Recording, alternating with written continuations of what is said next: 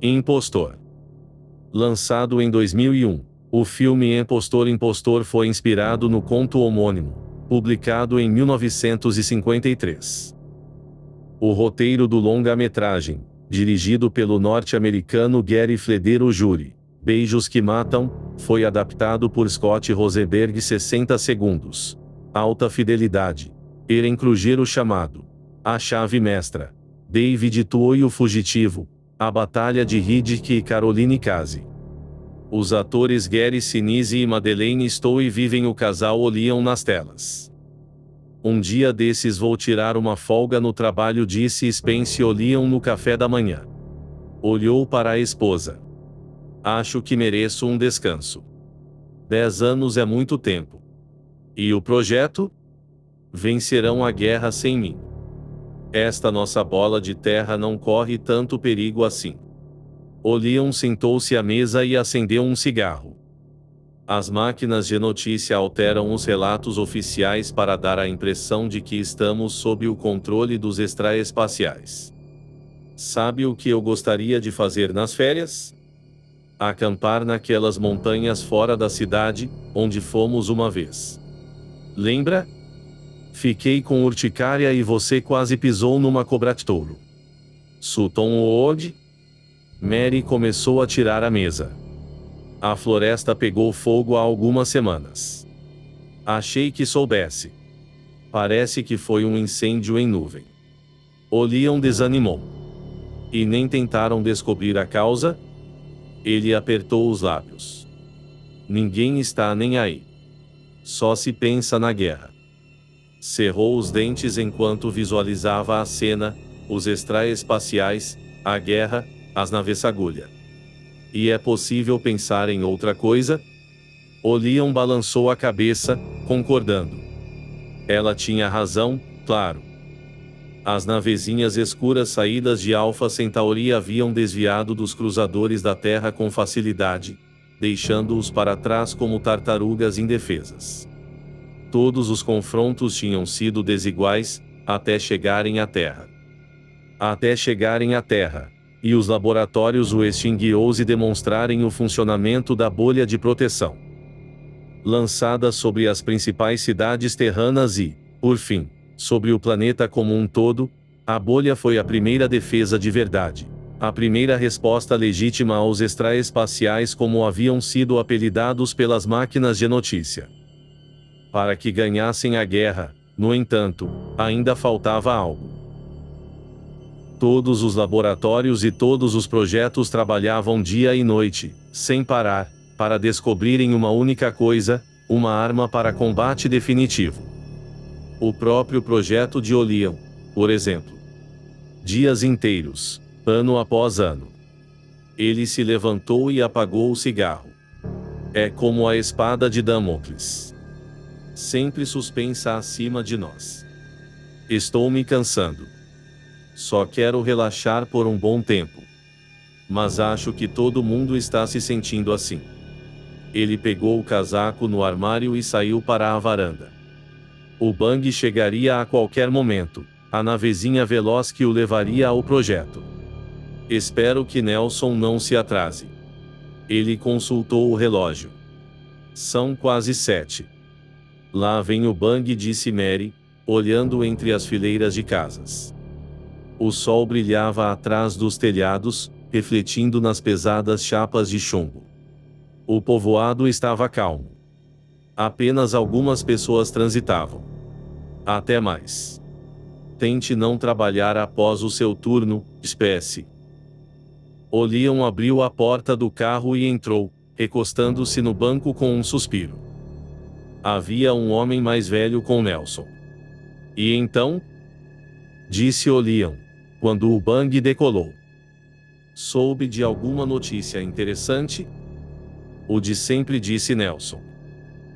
Algumas naves do espaço exterior atingidas. Mais um asteroide abandonado por razões estratégicas. Será ótimo quando chegarmos ao estágio final do projeto. Talvez não passe de propaganda das máquinas de notícia. Mas no mês passado fiquei farto de tudo isso. Tudo parece tão sério e sombrio, falta um colorido na vida. Você acha que a guerra é em vão? Disse o homem mais velho, de repente. Você é parte essencial dela. Este é o Major Peters, disse Nelson. Oliam e Peters se cumprimentaram com um aperto de mãos. Oliam observou o homem mais velho. O que o traz aqui tão cedo? Disse Oliam. Não me lembro de tê-lo visto no projeto antes. Não estou no projeto, disse Peters, mas sei de algo a respeito de suas atividades. Meu trabalho é completamente diferente. Ele e Nelson trocaram um olhar. Oliam notou e franziu o senho. O bang acelerava, disparando pelo solo árido e sem vida, na direção das instalações distantes do projeto. Qual é a sua área? Disse Oliam. Ou não tem permissão para falar a respeito? Trabalho para o governo, disse Peters. Na AFS, o órgão de segurança. Ah, é? Oliam ergueu uma sobrancelha. Há alguma infiltração inimiga nesta região? Na verdade, estou aqui para falar com o senhor, Sr. Oliam. Oliam ficou confuso. Considerou as palavras de Peters, mas não conseguiu concluir nada. Para falar comigo? Por quê? Estou aqui para prendê-lo por ser um espião extraespacial. Por isso levantei tão cedo hoje. Agarreu, Nelson, uma arma foi pressionada contra as costelas de Oliam. As mãos de Nelson tremiam com a descarga emocional, e ele estava pálido. Respirou fundo e soltou o ar. Vamos matá-lo agora? Sussurrou para Peters. Acho que devemos matá-lo agora. Não podemos esperar. Oliam encarou o amigo. Abriu a boca para falar, mas as palavras não saíram. Os dois homens olhavam-no fixamente, tensos e assustados. Oliam sentiu-se tonto. Sua cabeça doía e girava. Não entendo, murmurou. Nesse instante, o veículo propulsor deixou o solo e subiu acelerado, em direção ao espaço. Abaixo deles, o projeto ficou distante, cada vez menor, desaparecendo. Oliam fechou a boca. Podemos esperar um pouco, disse Peters. Quero fazer algumas perguntas a ele antes. Oliam mantinha o olhar vidrado e embotado à frente, enquanto o bang acelerava pelo espaço. A prisão foi feita sem problemas, disse Peters diante da vitela, quando o rosto do chefe da segurança surgiu. Será um alívio para todos. Alguma complicação? Nenhuma. Entrou no bang sem desconfiança. Não pareceu estranhar demais minha presença. Onde estão agora? Saindo, acabamos de entrar na bolha de proteção. Estamos seguindo em velocidade máxima. Podemos considerar que o período crítico passou. Ainda bem que os jatos de decolagem desta nave estavam em boas condições. Se tivesse havido qualquer falha àquela altura, quero vê-lo, disse o chefe da segurança. Olhou diretamente para Oliam, sentado com as mãos no colo, encarando o espaço à frente. Então esse é o homem. Observou Oliam por algum tempo. Oliam não disse nada. Por fim, o chefe acenou para Peters. Está bem. Chega. Contorceu levemente o rosto numa expressão de repulsa. Já vi o que queria. Você fez algo que será lembrado por muito tempo. Estão preparando algum tipo de menção honrosa para vocês dois. Não é necessário, disse Peters. Que perigo existe agora? Ainda há muitas chances de Há alguma chance, mas não muita.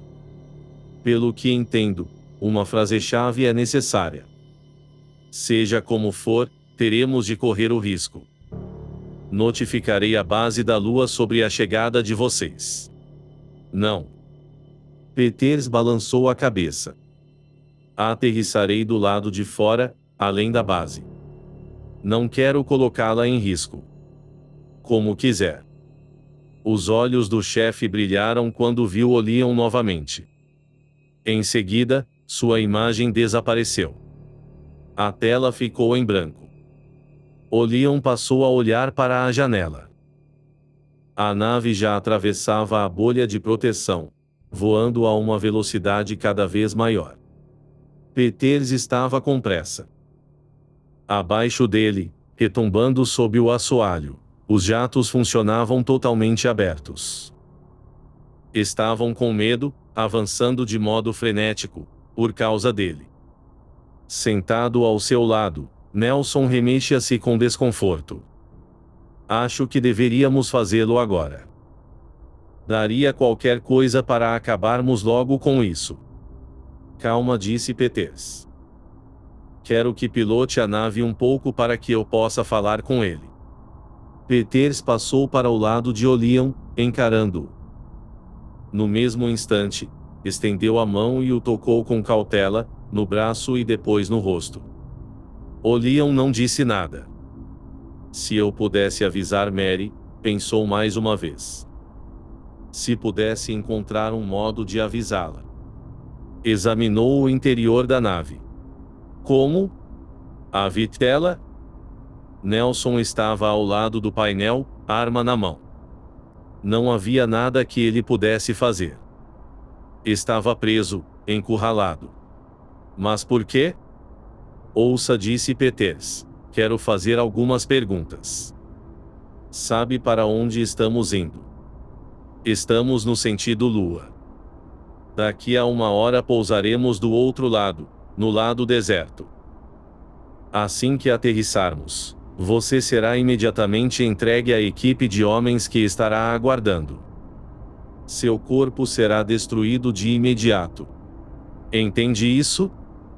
Consultou seu relógio de pulso. Em menos de 2 horas, seus restos serão dispersados sobre a paisagem. Não sobrará nada de você. Olion esforçou-se para sair do estado de letargia. Não pode me dizer. Claro, vou lhe dizer.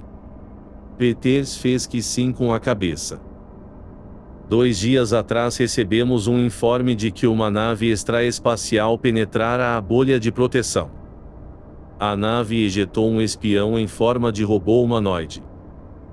O robô deveria destruir um ser humano em particular, e tomar o lugar dele. Peters observou Olion calmamente. No interior do robô havia uma bomba-U.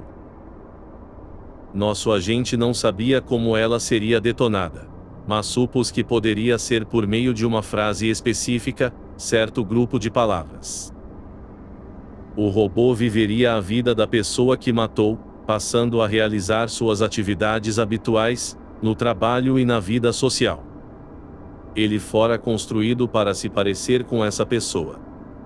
Ninguém notaria a diferença. O rosto de Olion adquiriu uma palidez doentia. A pessoa que o robô deveria personificar era Spence Olion, um oficial de alta patente vinculado a um dos projetos de pesquisa.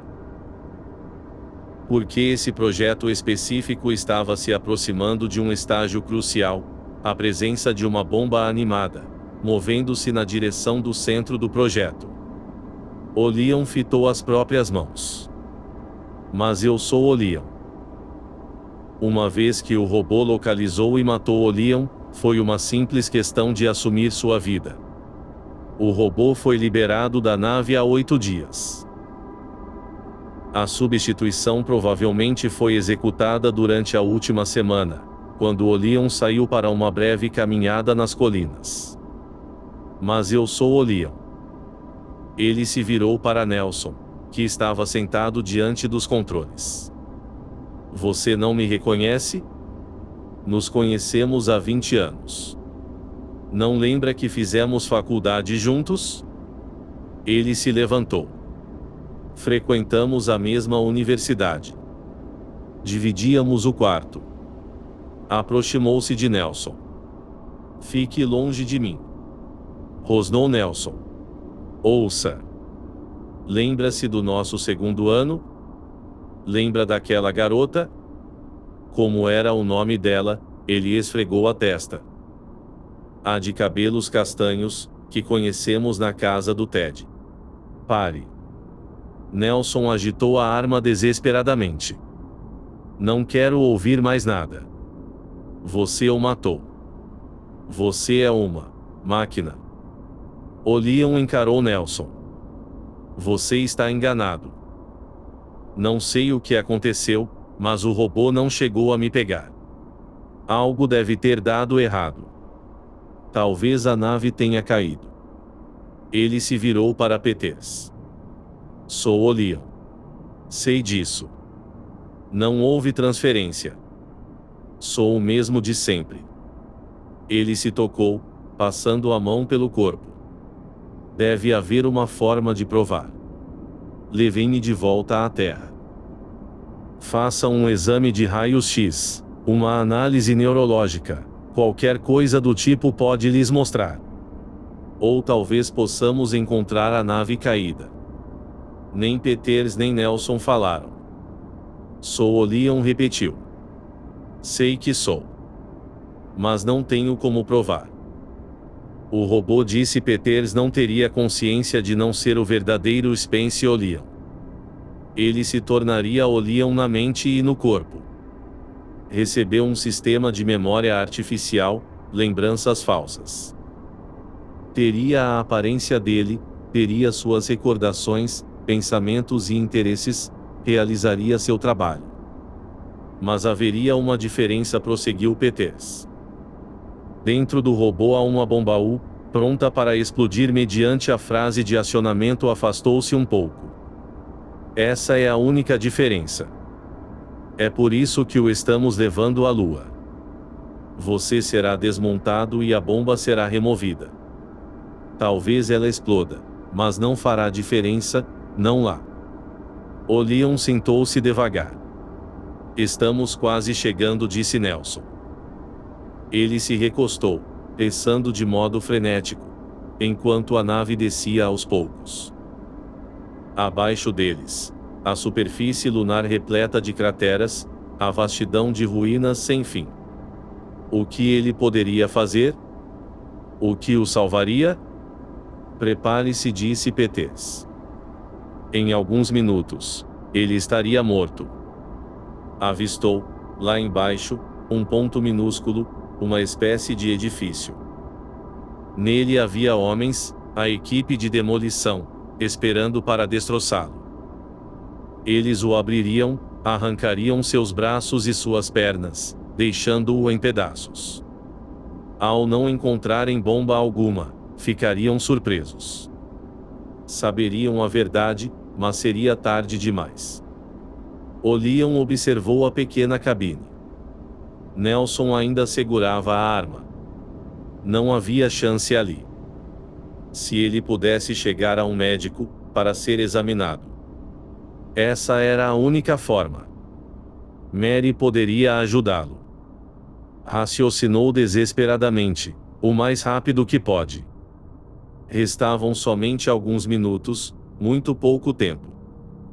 Se ele pudesse entrar em contato com ela, enviar alguma mensagem. Calma, disse Peters. A nave desceu devagar, até bater no solo acidentado. Tudo estava silencioso. Ouça, disse o Leon rapidamente. Posso provar que sou Spence Leon. Chame um médico. Traga-o aqui. Lá está a equipe, Nelson apontou. Estão vindo. Ele olhou de relance para o Leon. Espero que nada aconteça. Iremos embora antes de começarem o trabalho, disse Peters. Sairemos daqui num instante. Vestiu o traje pressurizado. Ao terminar, pegou a arma de Nelson. Eu o vigiarei por enquanto. Nelson vestiu o traje pressurizado, às pressas e desajeitado. E quanto a ele? Apontou para Olion. Vai precisar de um? Não. Peters balançou a cabeça. Robôs não devem precisar de oxigênio. O grupo de homens estava quase chegando à nave. Pararam, aguardando. Peters gesticulou para eles.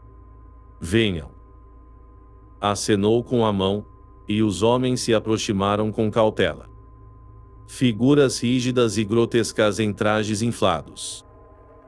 Se você abrir a porta, disse Olion, será a minha morte.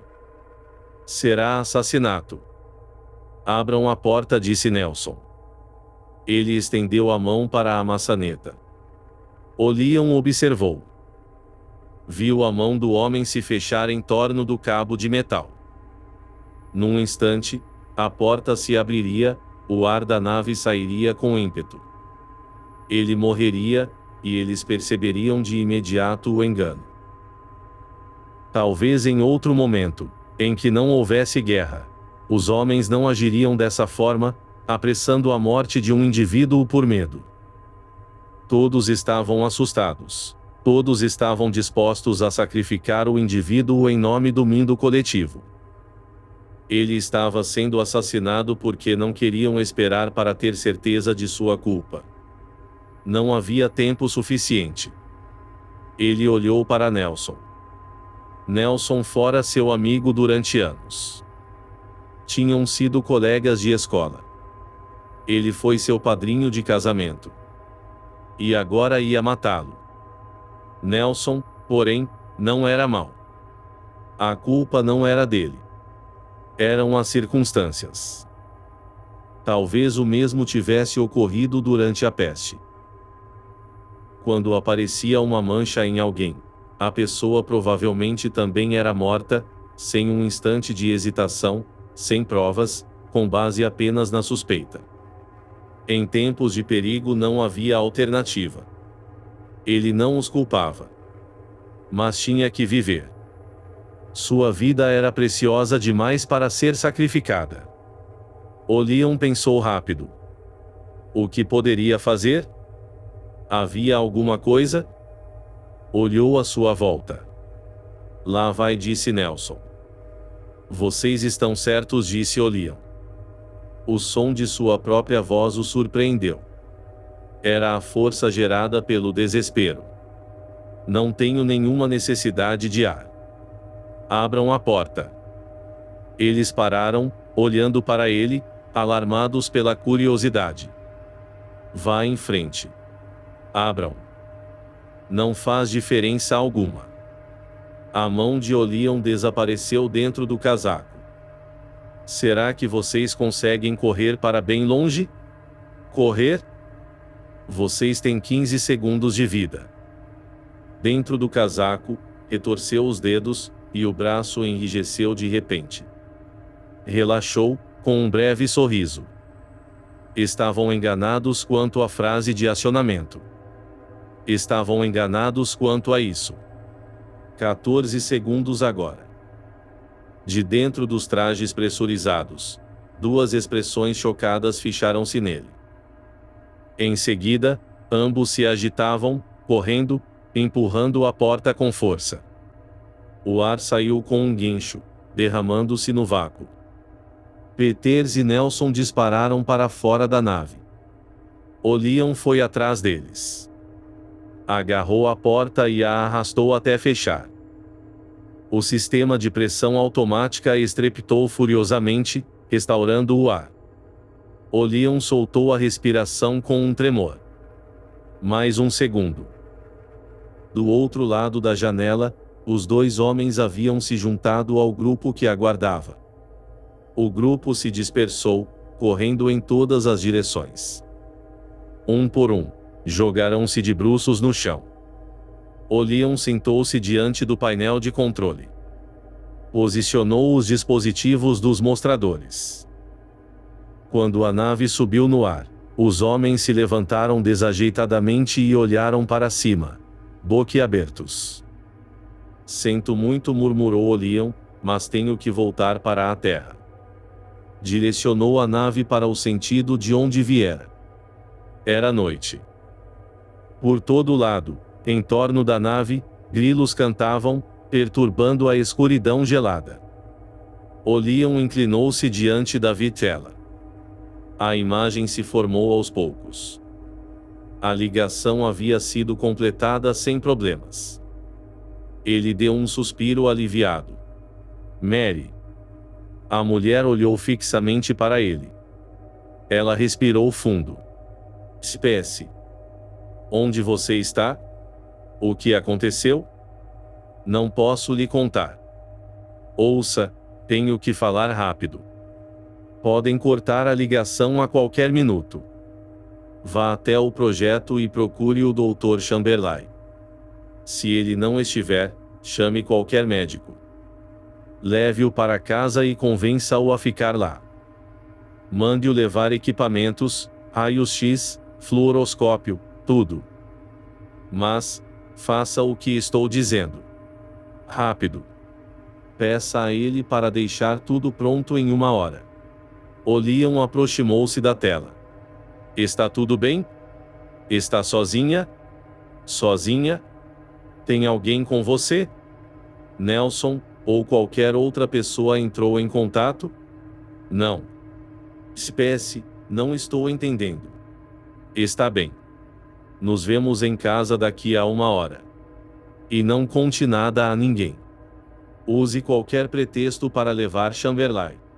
Diga que está muito doente. Ele desconectou e consultou o relógio de pulso. Minutos depois, deixou a nave, descendo para a escuridão. Tinha 1 quilômetro pela frente. Começou a andar. Uma luz era visível na janela, a luz do escritório. Ele ficou observando, ajoelhado diante da cerca. Não havia sons, nem qualquer tipo de movimento. Ergueu o relógio e consultou a luz das estrelas. Quase 1 hora havia se passado. Um bang apontou na estrada. E seguiu adiante. O Leon olhou para a casa. O médico já deveria ter chegado. Deveria estar lá dentro, esperando, com Mary. Uma ideia lhe ocorreu. Ela conseguira sair de casa? Talvez tivesse sido detida. Talvez ele estivesse prestes a cair numa armadilha. Mas o que mais ele poderia fazer?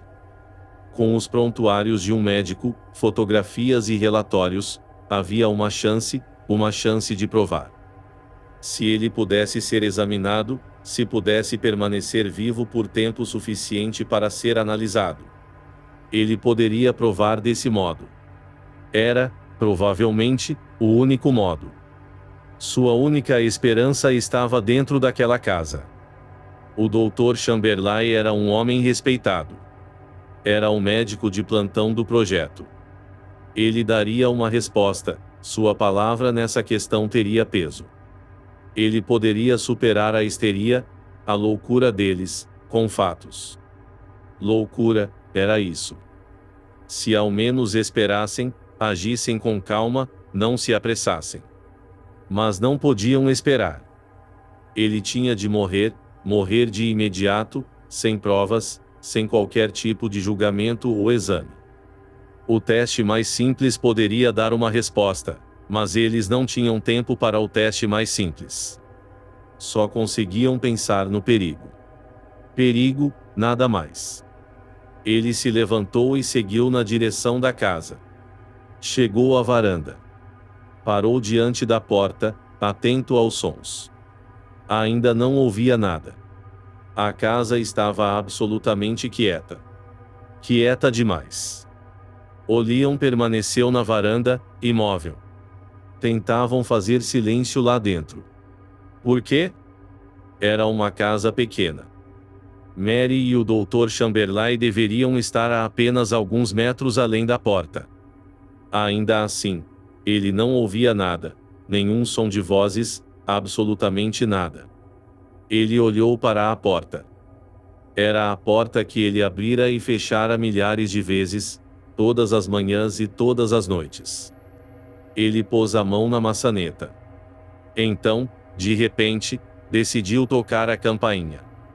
A campainha soou em algum lugar nos fundos da casa. O leão sorriu. Pode ouvir movimentos. Mary abriu a porta. Assim que a viu, ele sabia. Ele correu, atirando-se nos arbustos.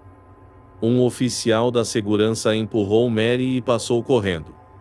Os arbustos explodiram. O leão arrastou-se pela lateral da casa. Levantou-se num pulo e correu, disparando freneticamente na escuridão. Um holofote foi aceso, um feixe de luz passou por ele em círculos. Ele atravessou a rua e subiu uma cerca. Desceu com um pulo e atravessou um quintal. Atrás dele vinham homens, oficiais da segurança, gritando uns com os outros enquanto se aproximavam. O leão estava ofegante, o peito subindo e descendo. O rosto dela, ele soube de imediato. Os lábios rígidos, o olhar aterrorizado, desesperado. Imagine se ele tivesse seguido em frente, empurrado a porta e entrado. Eles haviam grampeado a ligação e seguido para lá no mesmo instante, assim que ele desligara. Ela provavelmente acreditou na história deles. Sem dúvida, ela também pensava que ele era o robô. O leão correu sem parar. Estava despistando os oficiais, deixando-os para trás. Parecia não serem bons de corrida. Ele subiu uma colina e desceu do outro lado. Num instante, estaria de volta à nave. Mas para onde iria desta vez? Foi reduzindo a velocidade até parar. Podia ver a nave adiante, a silhueta com o céu ao fundo, onde ele a deixara. O povoado estava atrás dele. Ele estava nos limites da imensidão que separava os lugares habitados, onde começavam a floresta e a desolação. Atravessou um campo deserto e desapareceu entre as árvores. Enquanto ele se aproximava da nave, a porta se abriu. Peters desceu, emoldurado pela luz. Em seus braços havia uma pesada arma Boris. O leão se deteve, rígido. Peters olhou ao seu redor, na escuridão. Sei que está aí, em algum lugar, disse. Venha para cá, o leão. Há homens da segurança à sua volta, por todo lado. O leão não se moveu. Ouça. Vamos apanhá-lo muito rápido. Parece que você ainda não acredita ser o robô. Sua ligação para a mulher indica que ainda está sob a ilusão criada por sua memória artificial. Mas você é o robô. Você é o robô, e dentro de você está a bomba. A qualquer momento a frase de acionamento pode ser dita, por você, por outra pessoa, por qualquer um. Quando isso acontecer, a bomba destruirá tudo num raio de quilômetros. O projeto, a mulher, todos nós seremos mortos. Está entendendo? O leão não disse nada. Estava ouvindo. Os homens se aproximavam, atravessando a floresta. Se não sai, iremos pegá-lo. Será apenas uma questão de tempo. Não planejamos mais removê-lo para a base da Lua. Será destruído de imediato, e teremos de correr o risco de detonar a bomba. Já ordenei a todos os oficiais da segurança disponíveis que viessem para cá. Estão fazendo buscas em todo o condado, centímetro por centímetro. Não há para onde ir. Em volta desta floresta há um cordão de homens armados. Faltam 6 horas para que o último centímetro seja vasculhado. O leão afastou-se.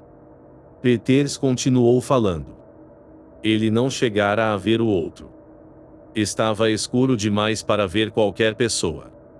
Mas Peters estava certo. Não havia nenhum lugar para ir. Ele estava fora do povoado, nos arrabaldes, onde começava a floresta. Ele poderia se esconder por algum tempo, mas acabaria sendo pego. Era só uma questão de tempo. O leão caminhou em silêncio pela mata. Cada quilômetro do condado estava sendo percorrido, exposto, vasculhado, analisado, examinado. O cordão estava fechando o cerco a cada instante, espremendo-o num espaço cada vez menor. O que restara? Ele perdera a nave, única esperança de escapar. Eles estavam em sua casa. Sua esposa estava com eles, acreditando, sem dúvida, que o verdadeiro Olion estava morto. Ele retesou os punhos. Em algum lugar estariam os destroços de uma nave-agulha do espaço exterior, e neles, os restos do robô. Em algum ponto próximo ao local em que a nave bateu e quebrou. E o robô estava no meio, destruído. Ele sentiu uma leve esperança. E se pudesse encontrar esses restos? Se pudesse mostrar-lhes os destroços, o que restara da nave, do robô. Mas onde? Onde estariam? Ele seguiu andando, perdido em pensamentos. Em algum lugar, provavelmente não muito longe. A nave teria aterrissado perto do projeto. O robô estaria preparado para percorrer o restante do caminho a pé. Ele subiu a encosta da colina, olhou ao redor. Colidiu e se incinerou. Haveria alguma pista, alguma dica? Ele teria lido algo, ouvido algo? A algum lugar próximo, numa distância que pudesse ser percorrida a pé. Um lugar desabitado, um ponto isolado em que não haveria ninguém. De repente, Olion sorriu. Colidiu e se incinerou. Sutton o ouve. Ele acelerou o passo. Era de manhã. A luz do sol passava entre galhos quebrados, incidindo sobre o homem agachado na entrada da clareira. Olion olhava para cima de vez em quando, atento aos sons. Eles não estavam muito longe, apenas alguns minutos dali. Ele sorriu. Abaixo dele, esparramada na clareira e entre os tocos carbonizados que um dia haviam sido Sutton Oog, estava uma massa emaranhada de destroços. Cintilava um pouco a luz do sol, com um brilho escuro. Não fora muito difícil encontrar. Sutton Oog era um lugar que ele conhecia bem. Subira até lá muitas vezes na vida, quando mais jovem. Ele soubera onde encontrar os destroços. Havia um pico de montanha que se projetava de súbito, sem aviso. Uma nave que descesse sem conhecer a floresta tinha poucas chances de não acertá-lo. E agora ele estava agachado, olhando para a nave abaixo, ou o que restara dela. Olion levantou-se. Era possível ouvi-los, a uma curta distância, chegando juntos, falando baixo. Ele se preparou. Tudo dependia de quem o visse primeiro. Se fosse Nelson, ele não tinha chances. Nelson atiraria de imediato. Ele estaria morto antes que vissem a nave. Mas se ele tivesse tempo de gritar, de detê-los por um momento era tudo o que precisava. Uma vez que vissem a nave, ele estaria a salvo. Mas se atirassem primeiro, um galho carbonizado estalou. Um vulto surgiu, adiantando-se de modo incerto. Olion respirou fundo. Restavam apenas poucos segundos, talvez os últimos de sua vida.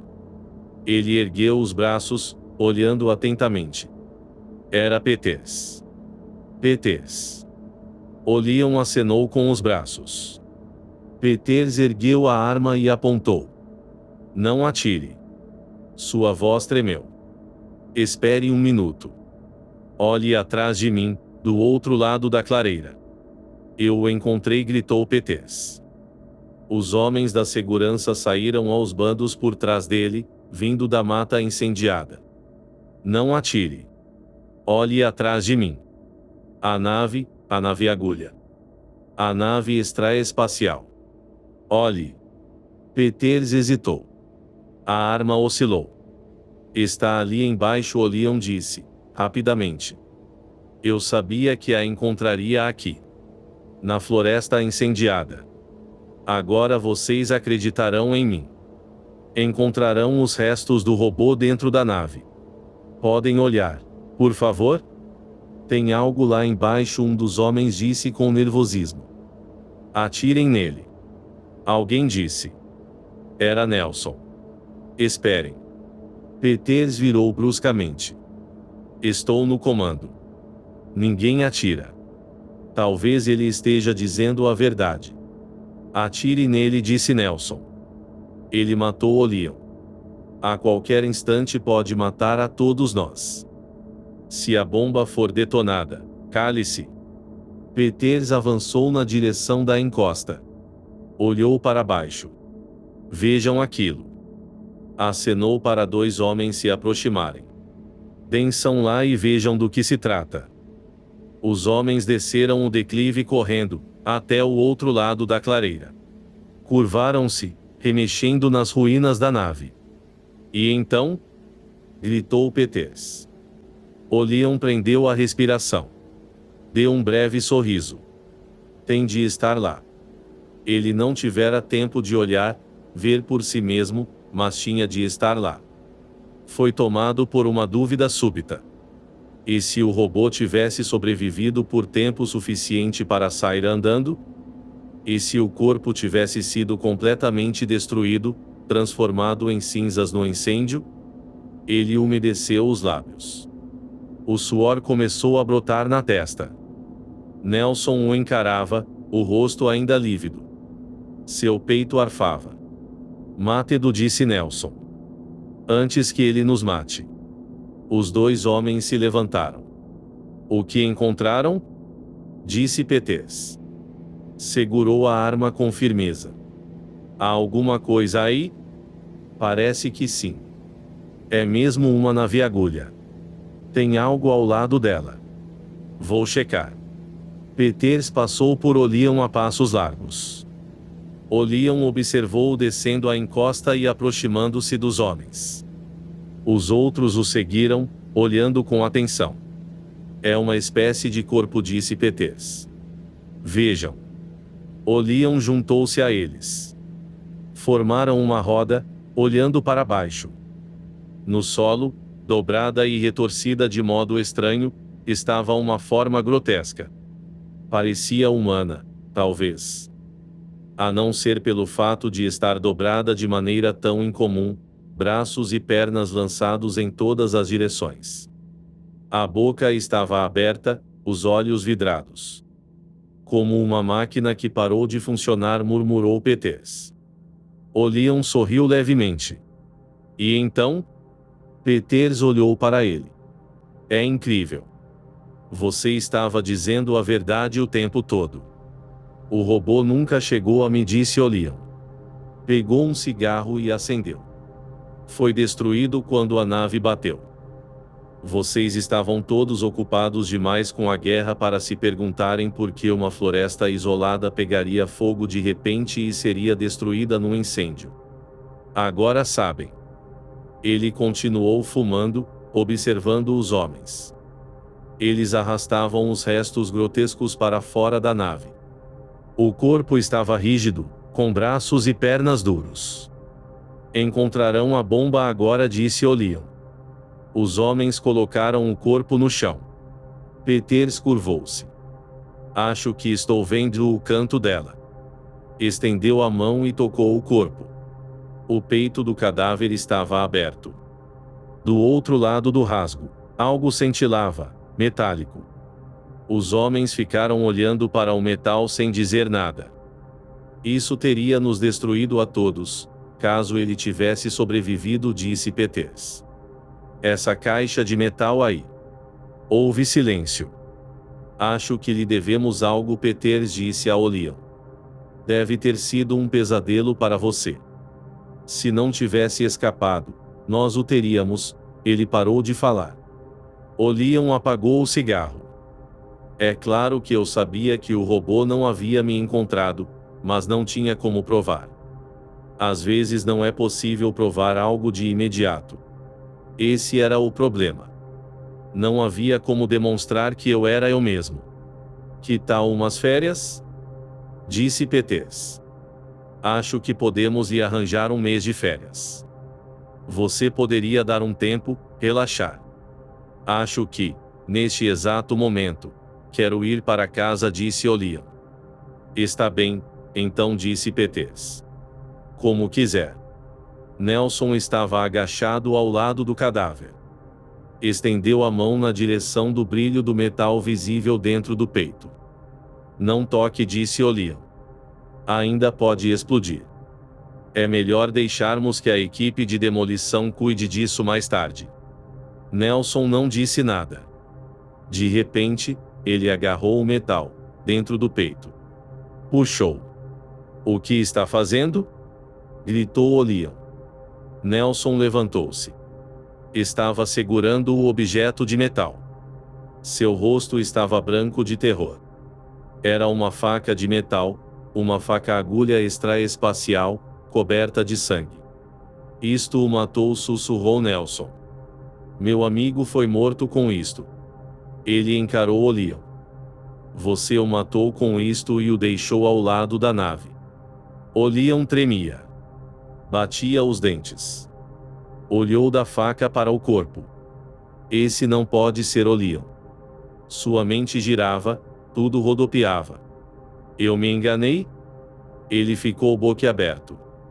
Mas se esse é Olian, eu devo ser. Ele não completou a frase, somente a primeira parte. A explosão foi visível até de Alpha Centauri.